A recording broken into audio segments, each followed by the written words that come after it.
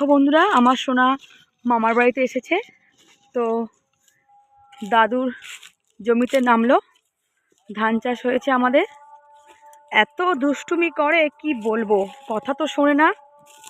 কাদায় নেমেছে, নেমে এখন মাছ ধরবে।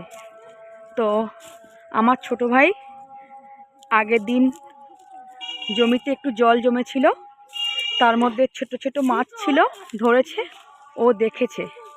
তো দেখো আজও নেমে কি করছে, দেখো দেখো বন্ধুরা, পা তো একদম দেবে গেছে, জুতো তুলতে পারছে না।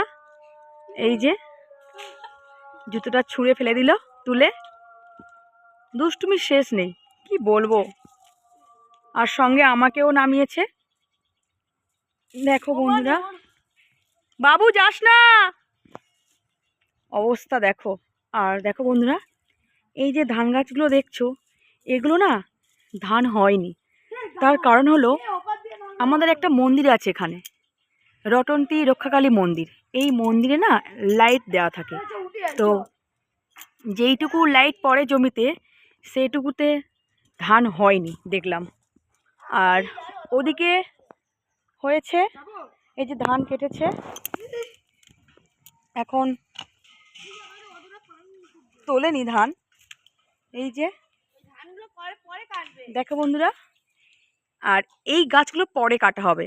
মানে এইগুলো যদি 1 মাস আগে কাটে, তো এগুলো 6 মাস পরে আবার একটু দেরি করে বেরোবে। তো দেখো বন্ধুরা,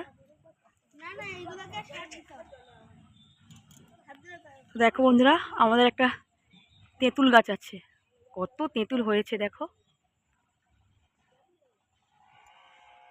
তো